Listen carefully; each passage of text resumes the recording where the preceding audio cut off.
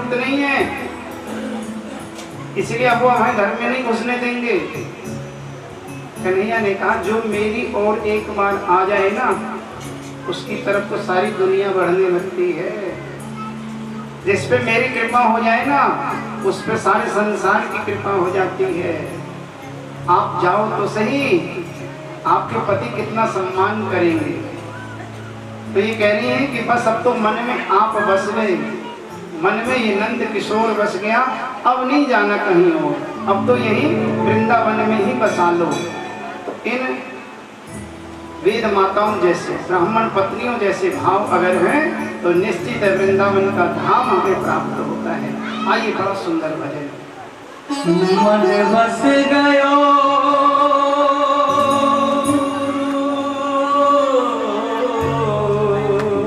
नहीं कहीं और आप भी दोनों हाथ उठा के कह दो प्रेम से सभी क्या, बिल्कुल सीधे। बसा लो वृंदावन में, बसा लो वृंदावन में, बसा लो वृंदावन में, बसा लो वृंदावन में, बसा लो वृंदावन में, बसा लो वृंदावन में, बस गयो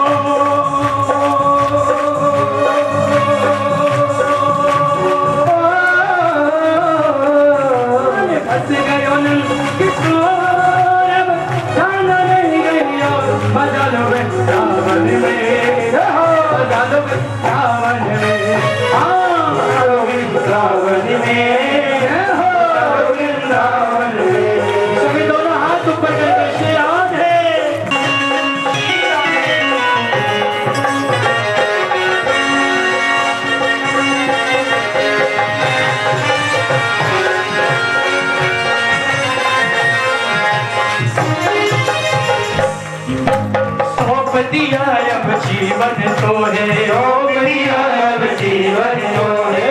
कौन कौन मेरे भाग्य बिहारी के चरणों में अपना जीवन सौंप दिए, तो दोनों हाथ उठा के प्रेम से श्रद्धा से मिलकर कहे ठाकुर, ओ सौंप दिया अब जीवन तो है, ओ सौंप दिया अब जीवन तो है, ओ रागो जिस विधि रंग नामो है, ओ रागो जिस विधि रंग नामो है, ओ सौंप दिया अब जीवन तो है, दिया अब जीवन तो है, रागो जिस विधि रखना मोहे, ओ रागो जिस विधि रखना मोहे,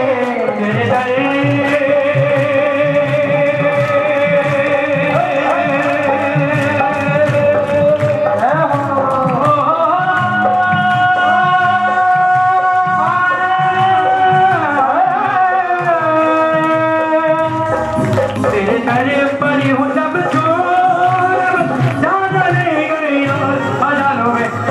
में, सावन में,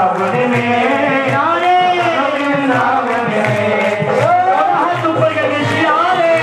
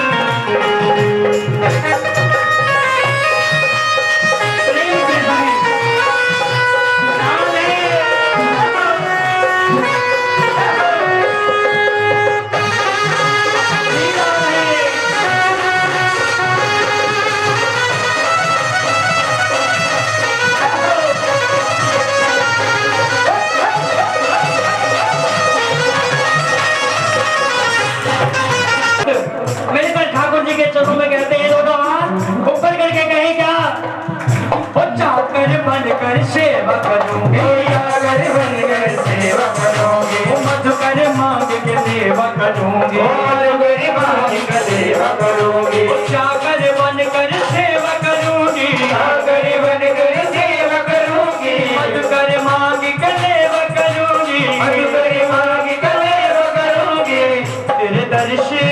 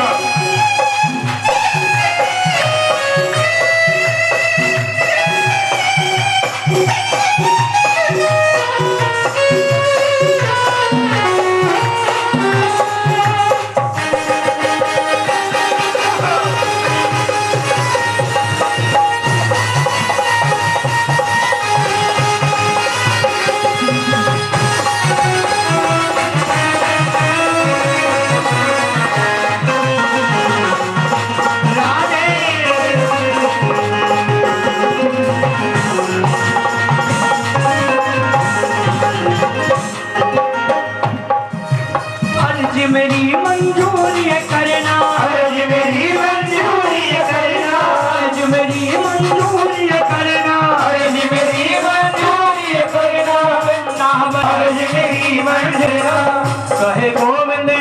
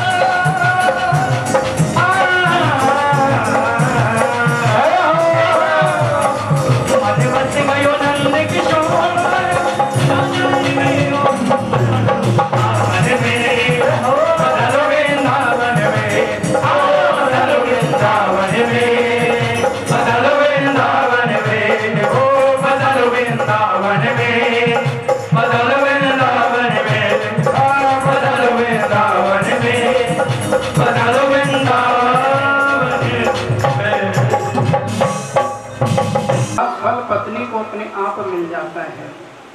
तो आप लोग इतने बड़े बड़े यज्ञ करते हो, उसी के फल स्वरूप आज हमें भगवान के दर्शन हो गए। हम अपने हाथों से उनको भोग लगा के आए हैं। सुखदेव जी कहते हैं, परीक्षित पत्रम पुष्पम फलम तोयम यो मे भक्त्या प्रयच्छति। भगवान हीरे मोती माणिक जवाहरात से खुश नहीं होते, बहुत बड़ी विद्युता से खुश नहीं होते। ये भाव देखते हैं, प्रेम देखते हैं, प्रेम के वशीभूत होते हैं। आज कन्हैया ने एक और मधुर लीला की, जिसको कहते हैं रास लीला। रास लीला का मतलब है काम को जीतने की लीला। काम विजय प्राख्यापा नार्थम सेयम रास लीला, यानी काम को कैसे जीता जा सकता है उसकी लीला भगवान ने की, रास लीला। और मैं आपको बताऊं, गोपी का मतलब क्या होता है। गोपी का मतलब होता है गोभी ही इंद्रियैहि कृष्ण रसम पिबत इति गोपी। जिसकी एक एक इंद्रियां कृष्ण नाम का रस पीती हों, वो गोपी होती है। और जो वेद मंत्र है ना, वेद मंत्रों में 1,00,000 मंत्र बताए गए हैं। 1,00,000 मंत्र में 80,000 मंत्र हैं कर्म कांड के, 16,000 हैं उपासना कांड के, 4,000 हैं ज्ञान कांड के। ये 1,00,000 मंत्र जो है ना, सब गोपियां बनकर के आए हुए हैं। ये जो रास लीला थी ना, स्त्री और पुरुष के नाचने की लीला नहीं थी, ये जीव और ईश्वर के मिलन की लीला थी। आज शरद पूर्णिमा की रात थी, चंद्रमा पूरी कलाओं से निकले हुए थे। रात के ठीक 12 बजे भगवान जमुना जी के किनारे एक वृक्ष की टहनी पे बैठे थे। जमुना जी के किनारे जो बालू है, जो रेत है, उसका एक एक कण चंद्रमा की किरणों से मोतियों की तरह चमक रहा था। और भगवान ने वृक्ष की डाली पे बैठे बैठे अपनी वेणुका का निनाद किया।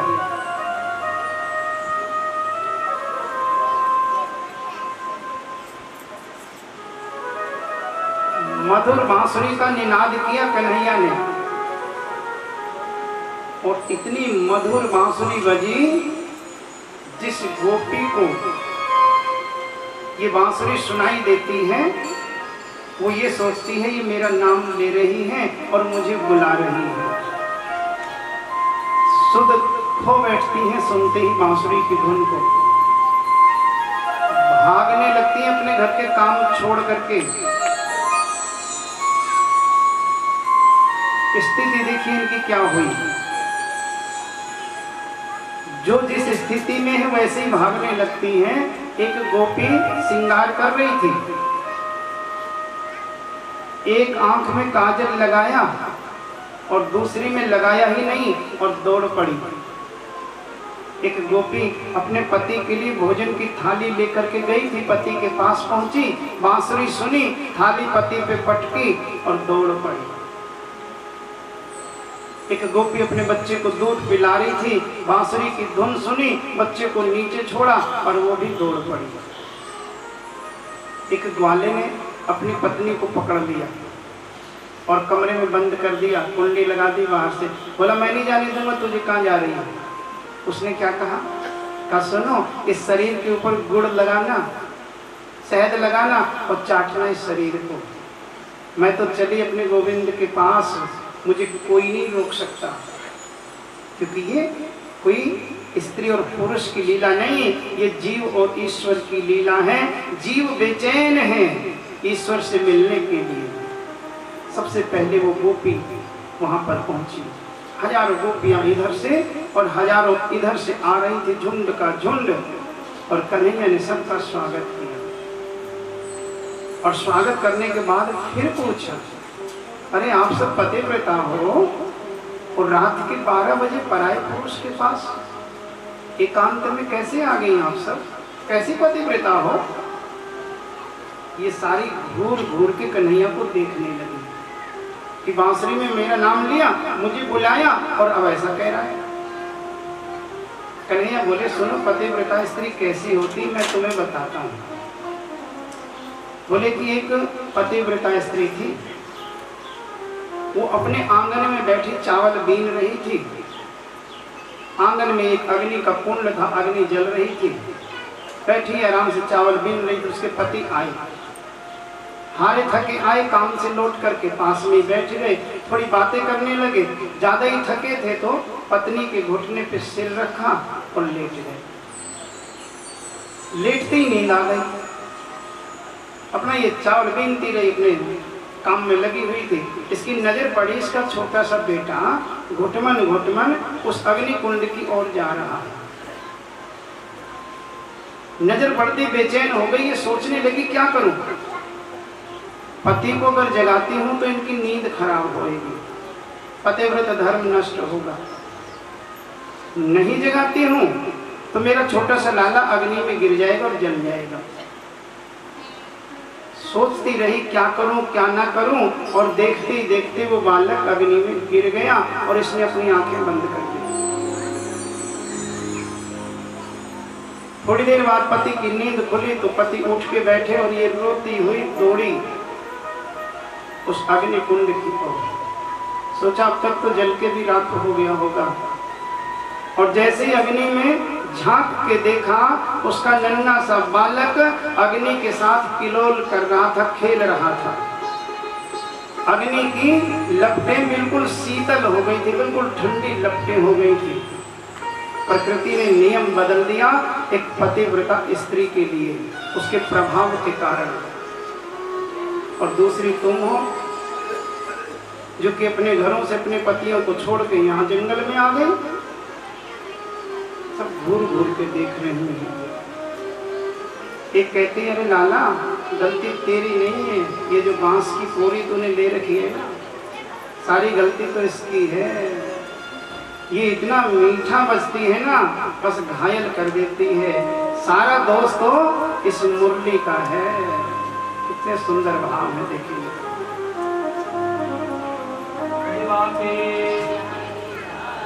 बिहारी लाल की बोले, वृंदावन बिहारी लाल की। शाम तेरी बंसी।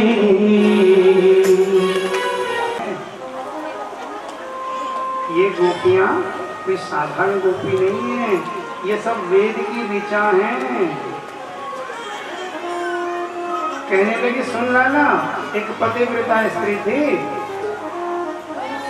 और वो अपने पति को पहले खाना खिलाती थी, बाद में स्वयं खाती थी। जब तक अपने पति को नहीं खिला लेती थी तब तक वो नहीं खाती थी कुछ भी। एक बार उसके पति को 1 महीने के लिए परदेश जाना पड़ा। पति तैयार हो रहा था परदेश के लिए, तो बोली मैं भी चलूंगी साथ में। पति ने कहा वहां तो मैं अकेले ही जा सकता हूँ, साथ में नहीं ले जा सकता। बोली साथ में नहीं ले जाओगे तो फिर मैं 1 महीने कैसे भूखी रहूंगी? मैं तो पहले तुम्हें खिलाती हूँ, बाद में खाती हूँ। उसके पति ने भी कहा कह तो सही रही है। वो बड़ा चतुर था। उसने क्या किया, माटी की अपनी एक मूर्ति बना करके अपनी पत्नी को दे दी। कहा कि रोज इस माटी के पति को भोग लगा दिया करना, बाद में खुद खा लेना। बोली हाँ ये सही है। पति चला गया परदेश। अब ये रोज माटी के पति को भोग लगाती हैं और फिर खुद खा लेती है। 1 महीना बीत गया। आज ये अपने माटी के पति के लिए भोग लगाने के लिए बैठी थी और असली का पति दरवाजे पे आके कुंडी खटखटा रहा है। कन्हैया, ए लाला, तू बता ये गोपी क्या करे? वो गोपी कह रही है कन्हैया तू बता, एक है जब असली का पति आ गया तो फिर माटी के पति की क्या पूजा करेंगे? तो वो बोली बस यही हम सुनना चाहते थे। संतज्य सर्व विषयांस्तव पादमूलम, सब कुछ त्याग के तुम्हारी शरण में आई हैं, क्योंकि हम स्त्री नहीं हम जीव हैं और जीव का पति केवल ईश्वर हुआ करता है। तो हम अपने ईश्वर की शरण में आए हैं। कन्हैया बहुत खुश हुए और जितनी गोपियां उतने कन्हैया। ऐसा रास हुआ यहाँ पर, जितनी गोपियां उतने कन्हैया। सबके साथ नाच रहे थे और सबको अपनी अपनी सुंदरता का अभिमान हो गया। सब सोचने लगी देखो हम कितनी सुंदर हैं, हमारे साथ नाचने पे मजबूर हो गए, हमारे साथ नाच रहे हैं। सबको अपने साथ दिख रहे हैं, दूसरे के साथ नहीं दिख रहे कन्हैया, सिर्फ मेरे साथ नाच। और जब ऐसा अभिमान हुआ तो कन्हैया राधा रानी को लेकर अंतर ध्यान हो गए, लगी छटपटाने सबकी सब।